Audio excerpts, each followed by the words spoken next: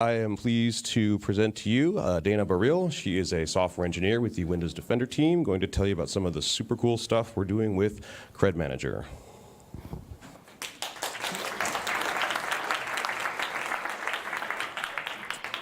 Hi, everyone. I'm Dana. I'm a security software engineer in Windows Defender ATP.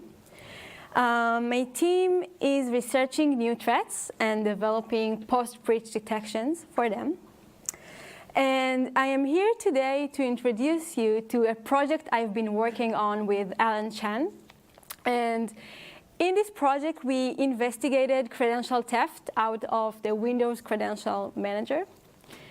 And while investigating credential theft, we discovered a recurring technique that is very challenging to detect. So just to motivate you, this technique was evident in high-profile hacking tools such as Mimikatz. I could even find this meme online about Mimikatz. And it was also evident in some of the major attacks we were seeing in the last few years. For example, we could see this technique in NotPetya attack. It's one of the biggest attacks we had in the last 2 years. And it was a ransomware that was evident in Windows machines. So just to keep the scope of this discussion, we will be focusing on the lateral movement phase today. So just to remind you, as part of the attack lifecycle, we have the penetration phase, where an attacker gains a foothold in the organization. And then we have the lateral movement phase, where an attacker is trying to spread through the network. So we will be focusing today on lateral movement. And actually, we will be focusing on credential theft. So just as a reminder, credential theft is the process of stealing credentials out of the user. So the attacker already has access to one victim machine. He can run malicious code in the user context. And now he is trying to spread through the network, looking for key assets and data. So before we can start, let's do a quick reminder about Windows Credential Manager. So this is Windows Credential Manager. This is the place where we store the user credentials. This is where all of your credentials are stored. The credentials are stored under two different sections. We have the web credentials on the left, and we have the Windows credentials on the right. And if this is the first time you hear about the Windows Credential Manager, you must be surprised that all of your credentials are stored in one place. I mean, why do we even store all these credentials? It's not sound very useful. So if you wonder, the reason we store credentials is in order to avoid password fatigue. Password fatigue is the case where the user is just exhausted of typing his password all over again. So we all have many different accounts. We have Google accounts. We have Facebook accounts. We have lots of passwords to remember. And it can be very exhausting. For that reason, we have one component that stores all of our credentials. Now, the next question you must be thinking, this sounds very useful, but I never use it. So I'm going to tell you today that you're using it all the time. So if you ever mark Remember My Credentials, you use the Credential Manager. We use it for remote desktop connection credentials. We use it for web credentials. So in this example, I just logged in to my Facebook account. And the browser suggested me to store my credentials in the Credential Manager. Most people pick Save. OK, so we understand why do we have the Credential Manager. We understand when do we use it. And now the next question is how it works behind the scene. So the Credential Manager is including two different APIs. We have the Credman API, which is used for Windows Credential, and we have the Vault API, which is used for web credentials. The two different APIs are very similar. They have similar behavior. They have similar functions. They include functions such as get credential, find credential, and enumerate credentials. So it all starts when the API sends an RPC request. The client API sends an RPC request with one of the APIs to the LSAS process. LSAS is the process that owns the encryption key of our stored credential. So an RPC request is sent to LSAS. LSAS uses the encryption key and extract the requested credentials, send it back to the requesting app with an RPC message. So this is how LSAS work in general, of course. And we were seeing in the last few years many different attacks on LSAS. So we could see pass the hash attacks. We could see an extraction of clear passwords from the LSAS memory. And we could see some other similar attacks. But all of these attacks are already covered. They are covered in ASR mitigations, in the Credential Guard rules. They're even covered by the ATP detection. So the attacker had to change their approach. They had to find a new way to extract the user credentials. And for that reason, they started to do the following thing. They just pretended to be another app, and they just queried the Credential Manager API. So they just requested kindly our credentials, and LSAS provided it to him very kindly too. So what we see here, I just have to mention that it's not a bug, it's a feature. So what I'm trying to say that this is not a vulnerability. Nothing is broken in our API. The API works perfectly. It provides the credential for a requesting app. The only thing that is broken here is that application can use this API in an abusive way. Okay, so now we understand the threat.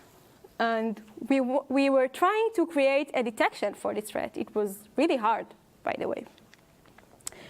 So in order to detect this threat, I'll first explain to you a little bit about Windows Defender ATP EDR. For those of you who are not familiar with the term, an EDR is an endpoint detection and response agent. So unlike EPP, EDR is a post-breach solution. Post-breach is meant for, we understand that even the most secure location can be penetrated. And for that reason, we understand that we have to monitor our devices all the time, even if a penetration wasn't evident. So an holistic security solution is including an EPP, a preventive solution, and a post-breach solution, such as EDR. We will be focusing today on the EDR solution, on the post-breach solution. So our EDR solution is, first of all, in the middle of it, we have our Windows 10 agent. The Windows 10 agent is already embedded in Windows 10. The agent is responsible to log everything that happens on the machine. It is also responsible to collect forensic data, such as machine state, and it is also has remediation capabilities. The agent knows where to send the data to because of an organization certificate, which is installed during the onboarding process. The second part of our EDR solution is our cloud detection. So the agent logs everything that happens on the machine, and we run cloud-based detection later. So just to say that again, we have a security solution that includes a cloud-based detection and an agent. OK, so at that point, we understand what EDR is. We understand our security solution. We understand the threat that we have on the Credential Manager. And we are trying to combine these two together. We are trying to create a detection for the threat we just saw. So at that point, we were looking for relevant logs. We were looking for relevant telemetry, relevant ETW events that can indicate that a credential was read from ELSA's memory. We were looking for such events in ELSA's documentation. We were looking in the event viewer for the different events. And we couldn't find any relevant event. We couldn't find any indication that a credential was read from ELSA's. For that reason, we realized that we need to develop our own new event. And this is what we did. So if we'll go back to the chart I presented before about how ELSA's works, we decided to add a new event as part of ELSA's process. So every time when a credential is read, when ELSA's is queried for a new credential, we have a new event logged. This event is logged in the event viewer in the security section. And it's going to be available in RS5 in our next release. And you all can use it. You can all see that very soon. So this is how an event looks like. The event includes the used API. So we can see whether it was a credential read and enumeration of all the credentials. We can also see the number of the read credentials in this API call. And the most important part for us, we can also see the requesting process information. So we can know which process requested this piece of credentials. I must emphasize at this point that the event does not include your passwords. It only indicates that a credential was read. So no secrets are available in this event. So before we move to the next part, I want to show you how it works.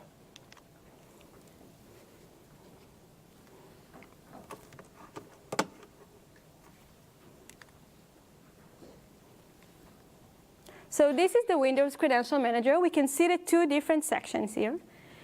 Here is a Windows credential, and here is a web credential. You're all going to see my passwords very soon. That's OK. This is the event viewer. You can see all the different events here in the security log. I am clearing the log. I am running Mimikatz. Mimikatz enumerates all of my credentials. You can now see all my passwords. You can see my Windows credentials passwords. And if we scroll up, we can also see my web credentials password. Mimikatz just queried ELSA's API. If I'll go back to the event viewer, to the security log, and refresh it, we are now going to see new events coming in. So the events indicates on the API that was used for this credential read. And we can see the number of the returned credentials. We can see the initiating process. We can see the requesting process, the requesting application here.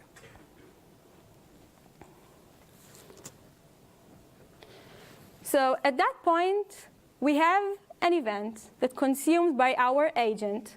So we get indications that the credentials are read. And now it was the time for us to detect when an abusive use of this API is happening. So that was the time we were looking for our detection strategy. We began looking on our newly collective events, and we got thousands of events every day. We were looking to find, we were looking for a way to pinpoint only on the abusive usages of the API. Out of these thousands of events, only a fraction was an indication of abusive usage. So we thought for an effective solution that will help us to detect this threat. I won't be able to reveal here my secret sauce, but I can share with you some of my thinking process. So first of all, we verify that only a certified apps is reading their credentials. So for example, remote desktop connections can be read only by relevant apps, only by remote desktop apps. And Office credentials can be read or certified to be read only by Office apps. In addition, we verify that web credentials are read by browsers and other relevant web apps. In addition, we verify the requesting process signature and its prevalence. On top of that, we also run a machine learning-based detection. So we managed to create an accurate solution, an accurate detection for this threat in this way. So just to summarize, we learned a little bit about Windows Credential Manager. We learned about its uses. We saw some of its internals. We saw how a new threat came into the Credential Manager API. We learned a little bit about Windows Defender ATP, about the cross-breach concept. And I also showed you our detection strategy, which included a new development of OS telemetry and a cloud-based detection. So before I'll move to the questions, I just want to thank a few people here. So first of all, I want to thank to Alan Chan, to Mark, to Parnav, to my team, to Inbaraz, and to my dear husband, Daniel, who supported me. So I'm ready for the questions.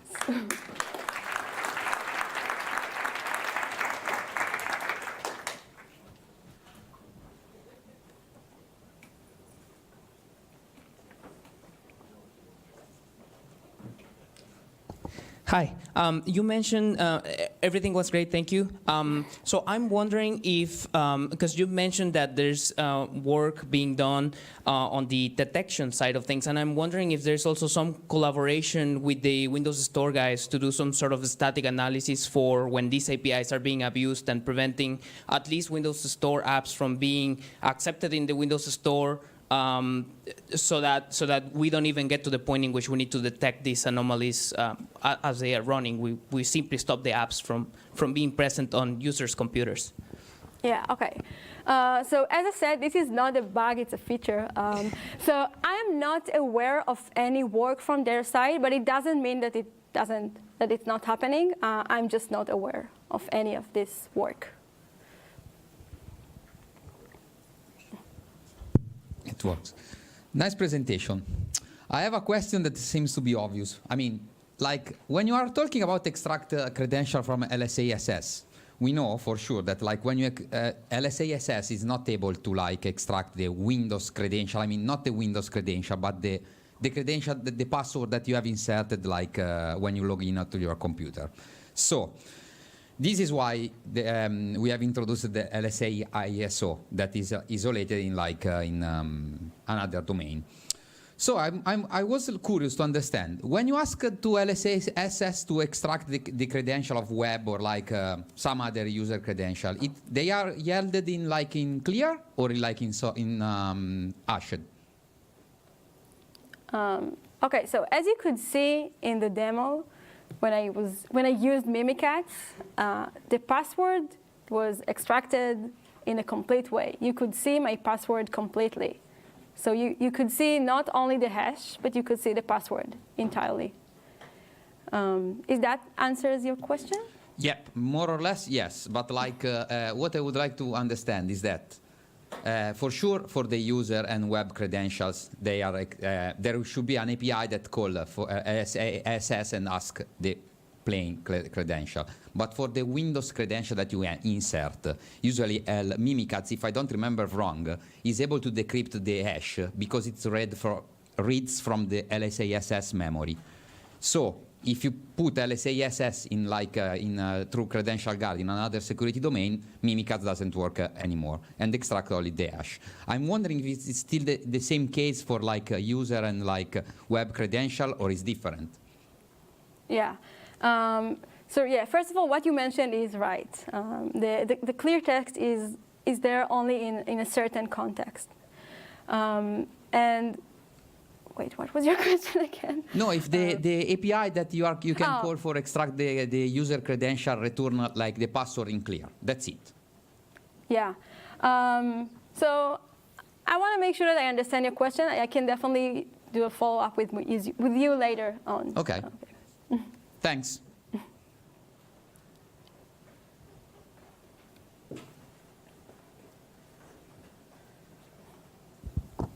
Hello. Nice presentation. Thank you. I have a question. For your project, you only log every credential read action, right, in the event log. But for the end user, they seldom look the event log. Do you have some plan to show some warning alert on the desktop? That's my question. Yeah. So I know that the EPP solution is also working on detection based on the same event. So yeah, that's a work in progress. Hey, thank you very much for that. Adding the event log. Previously, we tried to do this with DP API, and it was just a mess. So thank you very, very much for that. Do you know how often that event will be logged on normal computers? Is it like a fire hose? Is it very selective? How often do you see that happening on most computers that have it enabled? Yeah. So of course it depends on the user usage. So I don't have one good answer for you, but we see these events in an average case. We see it quite a lot. For our detection solution, we created some filters and some aggregations, so we won't have to handle all of the events. But in general, in the event log, we have plenty of new events every day. Okay, thank you. Hello. Sorry in advance. Someone in the front row asked me to ask a question for you. But how do you detect credential decryption by DP API, by example, especially when you use RPC protocol and we don't use the normal API? Yeah. So this is not part of the scope of this talk today. So I won't be able to answer this question.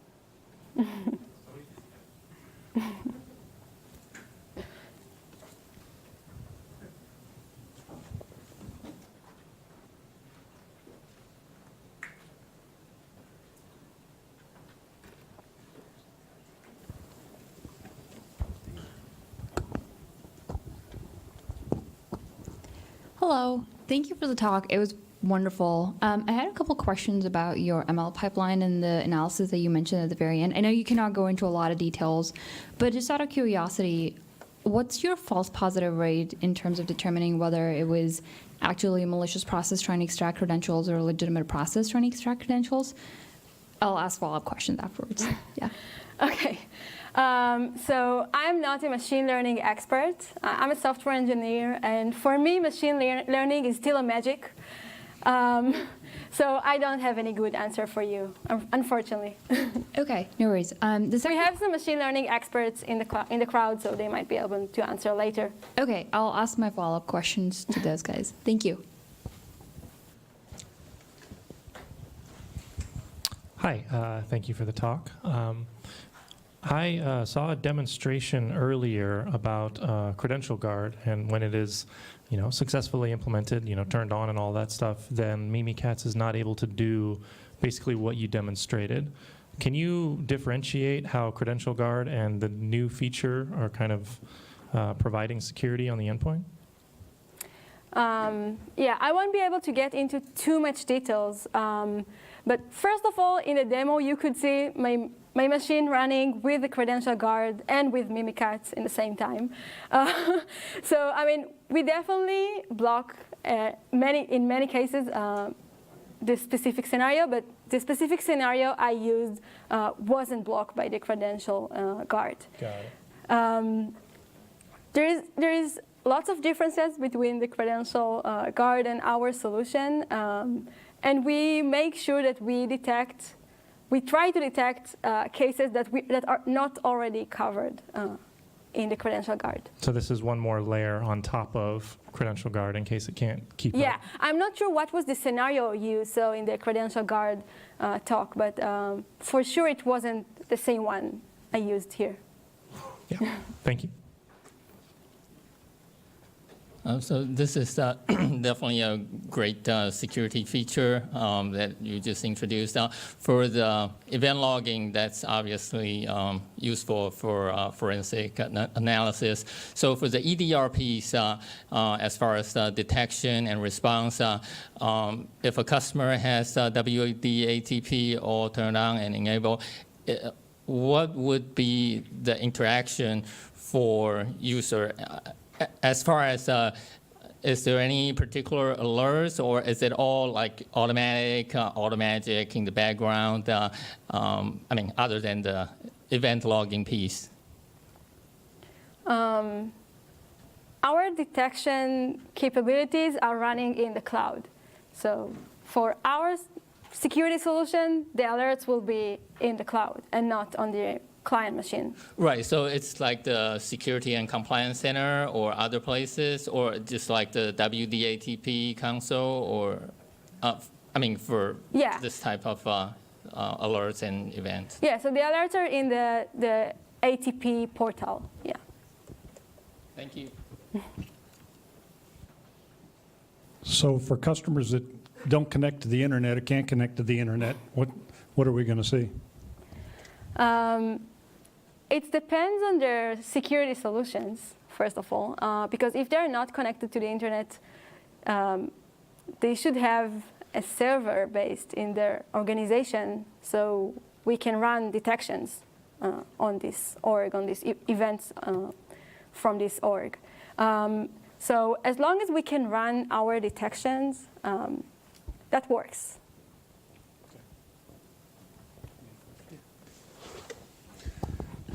Hello. So to complement his last question, once the process determined that this app is potentially malicious, this is treated like a regular malloc and blocking further invocations of this application. This spreads to all Windows ATP and Office 365 ATP clients.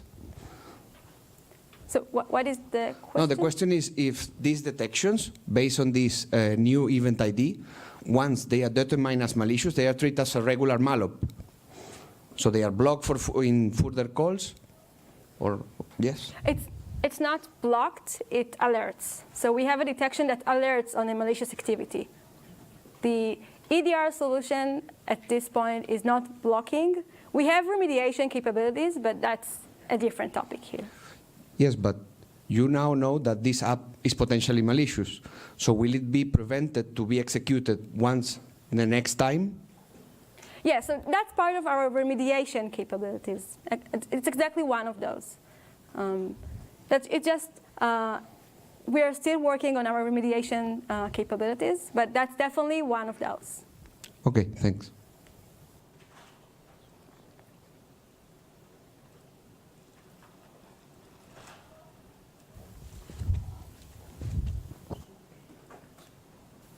Does anybody else have a question? Because we have plenty of time.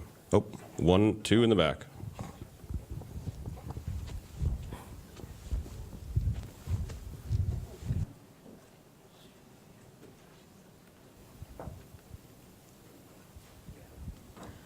Hey, great talk. I had a question around in the testing and in the deployments that you have, you're trying out this feature. What's the, considering ideal scenarios where internet connectivity and everything is up, what's the average response time for the alert to be flagged off once the detection has been caught? It depends on lots of things, as you said, but in the ideal case, it will take less than 2 minutes. Okay, thank you. My question is more around the eventing that got added to it. Will this be like a reg key that we have to add? Is there any documentation about this yet? Is it part of security policy that'll be added in RS5 or what? So we are planning to post in the security blog a post about this.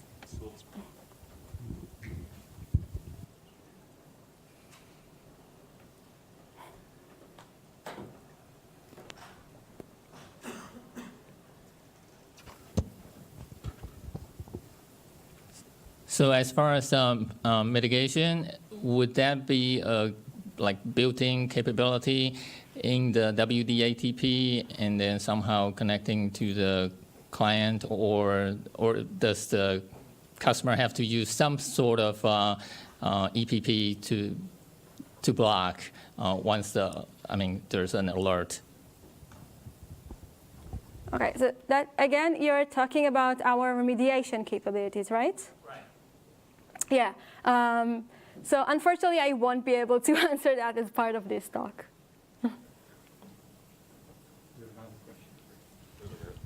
Are there plans to backboard this feature to previous versions of Windows 10 and possibly Windows 7? That's a great question, actually, and it's still in discussion. We really want to backport this ability.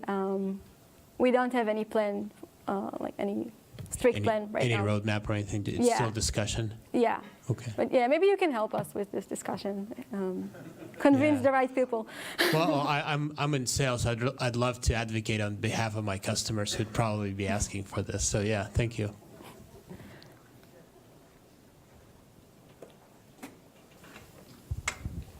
Thank you for the great talk. You said that you were logging the client of the Credential Manager RPC call.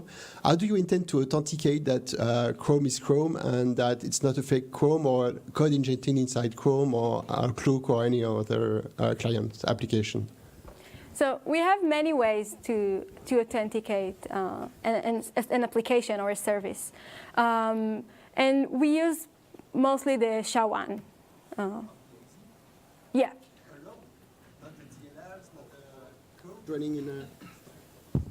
Sorry, not the DLLs, not injected code into the binary. Only the binary that is Outlook.exe. Only the SHA-1 of this one. So yeah, as I said, we have many ways. That's a major way to authenticate. You make it too easy for Mimikatz to steal passwords. We have some other authentications way. Yeah.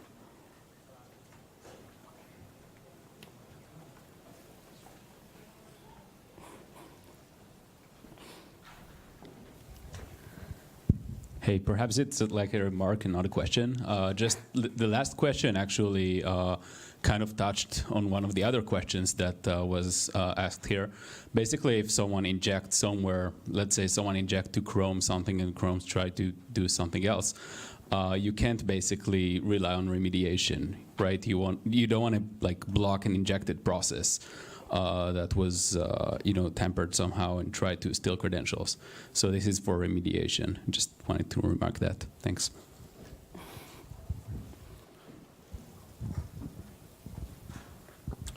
Going once, twice. All right, please give another round of applause to Dana.